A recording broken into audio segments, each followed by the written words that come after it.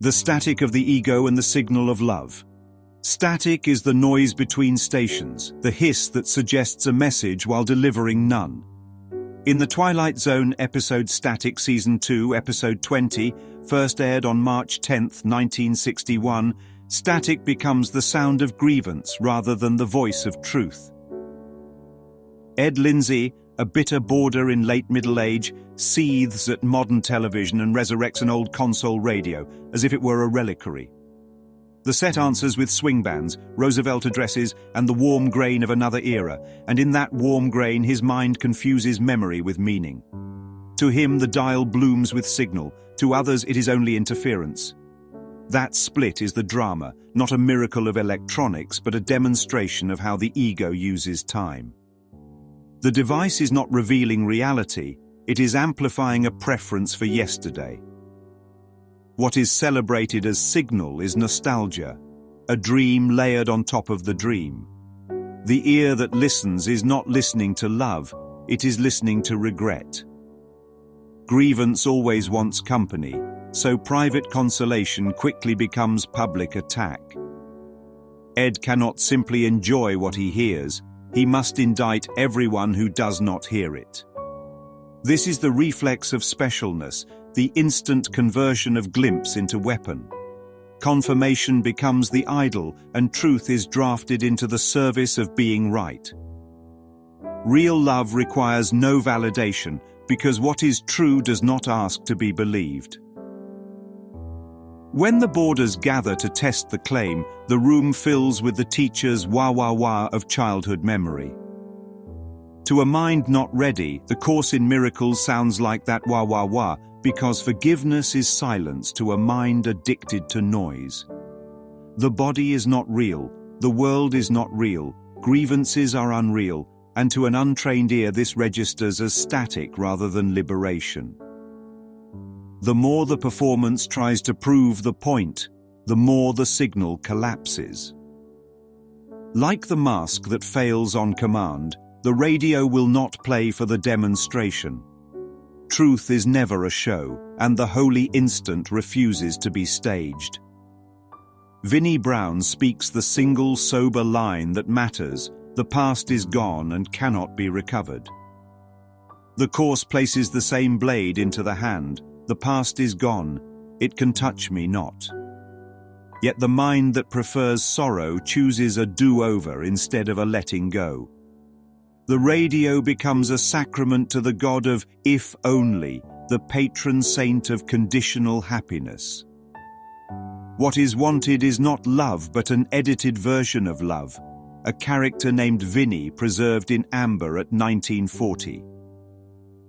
The person in the chair is refused, the image in the memory is adored.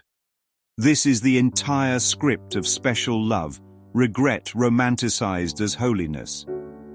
The ending offers a counterfeit victory, youth returns, the band swells, and the embrace promises to do it right this time. But nothing essential has changed. The dream has simply been reskinned with earlier costumes. Time travel without forgiveness is only a tighter loop.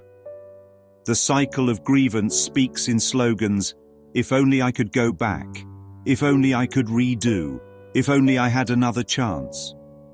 Each if only is a new layer of static laid over the same untouched signal. Modern forms update the prop without changing the plot.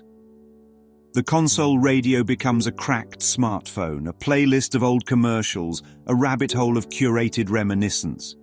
The algorithm offers a safe museum of self where the past can be visited without the risk of present vision. When others fail to resonate on cue, attack rises again, and the exhibit guard becomes the prosecutor. This is Ed Lindsay all over, and it is the mind whenever it prefers agreement to awakening. The holy flip is simple and demanding. The static is not in the airwaves, the static is in the mind. Interference is grievance humming at a frequency of loss. Beneath the hiss, a broadcast never stopped, a signal that does not travel because it is everywhere.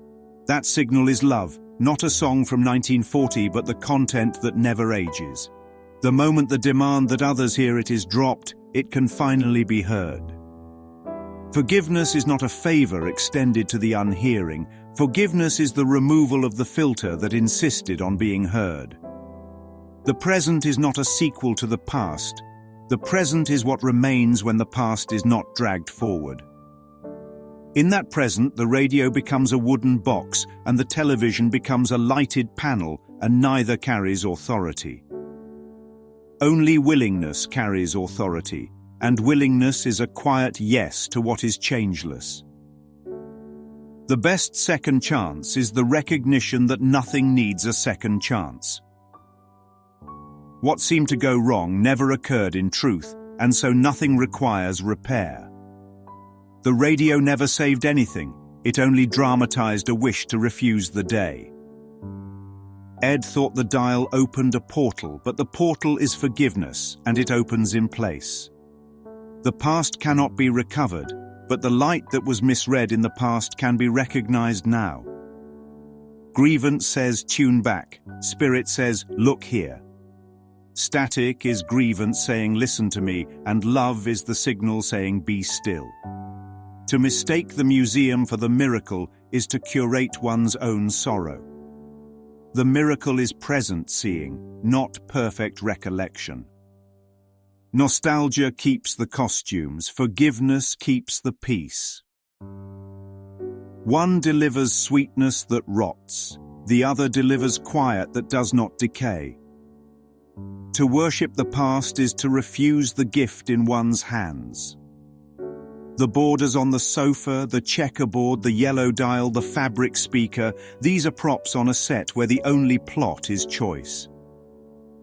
The choice is not between radio and television, vinyl and stream, 1940 and now.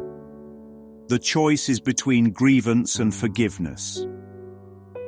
When forgiveness is chosen, the props lose their power and the room brightens without the bulb changing. Then the wah-wah-wah stops because the interpreter has been dismissed. The broadcast does not grow louder. The need for loudness grows quiet. The signal is not earned. It is accepted. The past is not healed. It is released. Ed Lindsay is every mind that tries to make others wrong so that a private hurt can feel justified. Every mind has been that advocate, and every mind can retire from the case. The retirement papers are simple. Stop prosecuting the present for the crimes of the past. Lay down the evidence, which is only photographs of a dream.